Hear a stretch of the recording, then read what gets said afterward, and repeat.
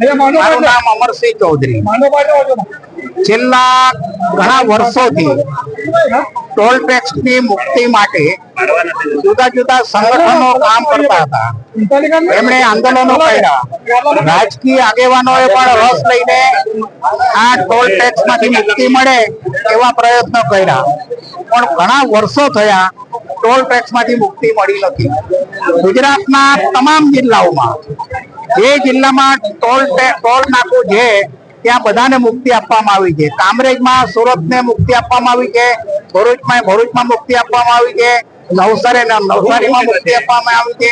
આખા ગુજરાતની અંદર જે જિલ્લામાં ટોલ નાકું હોય તે જિલ્લાને ટોલ ટેક્સ માંથી મુક્તિ આપવામાં આવી છે। તો તાપી જિલ્લાના લોકોનો શું વાત છે કે એને મુક્તિ નથી મળતી? મારી 84 વર્ષની ઉંમર છે, હું તો ઘરમાં હુઈ ગયેલો હતો, પણ મેં જોયું કે આટલો મોટો અન્યાય એની સામે આદિવાસીઓએ જાગૃત થઈને લડવું જોઈએ। એટલે આ કોયરાઓ ભેગા થયા અને હું અહીંયા આવ્યો છું અને હું અહીંયા સુઈ ગયો છું। જ્યાં સુધી ટોલ મુક્તિ નહીં મળે અને જ્યાં સુધી સવારે જે 25 આગેવાનોની ધરપકડ કરી છે એને છોડે નહીં ત્યાં સુધી હું અહીંથી ઉઠવાનો નથી। અને મેં ટોલ સત્તાવાળાઓને અને પોલીસ ડિપાર્ટમેન્ટને કહી દીધું છે કે મારી ખબર અહીંયા બનાવી દો તમે લોકો, કારણ કે ત્યાં સુધી હું અહીંથી ઉઠવાનો નથી। અને આ આદિવાસીઓને લૂંટવાનું જે ચાલે છે ત્યાં સુધી લૂંટશો અમને। જળ, જમીન અને જંગલ, જુદા જુદા લોકો ધર્મના નામે આદિવાસીઓને લડાવવાની વાતો કરે છે, એ અમને મંજૂર નથી। આદિવાસીઓ શાંતિથી, સંપથી, સહકારથી રહે છે, એને આદિવાસી કહેવા દો, એને સુધારીને બગાડવાની જરૂર નથી। અહીં એમ કહેવામાં આવે છે કે આ ધર્માંતરણ થાય છે, પણ એ બધી વાતો ખોટી છે અને લોકોને આ ખોટે ગેરમાર્ગે દોરવામાં આવે છે। આવા સંતોની વાતને અમે વખોડીએ છીએ। મારું નામ પ્રતિકભાઈ રાકેશભાઈ જામે, ગામ ચોરવાડ। આ ખેતર મારા ખેતર, આ ટોલ નાકું મારા ખેતરમાં છે। 3 થી 4 વીઘા જમીન ગયેલી છે મારી, પણ મારે ગાડી ખેતર લઈ જવું નહીં હોય તો ટોલ નાકું ભરીને લઈ જવા પડે છે।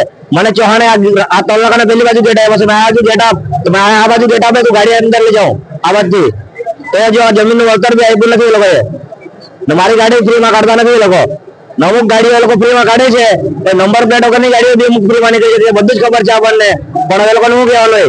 એ લોકો બંગડી પેલા છે એને મળવા જવું નહીં ને તો નીચે બહાર નીચે નથી ઉતરતો એવો। તમારી શું માંગ છે? અમારે ટોલ નાકું ફ્રી કરવો જોઈએ, મને આ બાજુ ગેટ જોઈએ, મને ટોલ નાકાના આ બાજુ ગેટ નથી જોઈતો, મારે ખેતરે જવાનો ગેટ ટોલ ના આ બાજુ જોઈએ છે મને, કારણ કે મારું ગામ ચોરવાડ છે, આમથી જવાનું ગામ ફરીને થોડા ડોસાડા ફરીને આવી શકું મેં। મારું નામ રતિલાલ, ગામ ચોરવાડ। માંડવ ટોલ નાકા વિશે શું કહેશો તમે? હા, માંડવ ટોલ નાકો પર મારી 2 વીઘા જમીન ગયેલી છે, ઉલટા મારું પોતાનું વાહન છે તો પોતાનો ખેતરે આવવાનો તો બી મારી પાસે ટોલ લેતા છે, અને જમીન તો મફતમાં આપી છે, અમને કઈ વળતર બી નથી મળી છે। આજની તારીખમાં 1 રૂપિયા નથી મળ્યા છે, ઉલટા તો મારી પાસે માંગતા છે, ઉલટા મારો ટોલ નાકાનો ભાગ મને અડધો આપવું જોઈએ। તમારી શું માંગ છે? મારી માંગ તો પૈસાની માંગ છે, બાકી નથી આપતા। સ્થાનિકોને ટોલમાંથી મુક્તિ મળવી જોઈએ। હા, મુક્તિ મળવી જોઈએ, અને મારે ખેતર બાજુમાં જ છે એટલે આથી મારે ખેતરમાંથી રસ્તો બનાવીને સ્થાનિક માટે અમને ફ્રીમાં મારે ખેતરમાંથી મોકલી આપવા। હું દિલીપ ગામિત, જુમલા સરકારના જુમલેબાજ મહામંત્રી મારા મિત્ર છે, એમણે ટોલ નાકું બંધ કરાવીને જે ફાંકા ફોજદારી કરેલી એમાં એવું કીધેલું, લોકોને પૂછેલું, મોદી સાહેબ જે રીતે પૂછે છે કે તમને શું જોઈએ છે, આટલું આપું કે તેટલું આપું, તે રીતે મહામંત્રીએ એવું કીધેલું કે 370 હટી ગઈ ને, 3 તલાક હટી ગયું, આવા બધા શબ્દો, તો ટોલ નાકું શું ચીજ છે એવું કીધેલું, એ હટી ગયું, તમારે આજે અહીંયા બેસવું નહીં પડતે, આ પબ્લિક આટલી તાપમાં હેરાન થાય છે એ ના થવું જોઈએ। એટલે આ લોકોને છેતરીને આદિવાસીઓને તો ખાસ ટાર્ગેટ બનાવીને લૂંટીને એ લોકોના જે બળતિયાઓ છે એ લોકોને આદિવાસીઓની સંપત્તિ આપી દે છે ને એમાંથી કટકીબાજ કરે છે।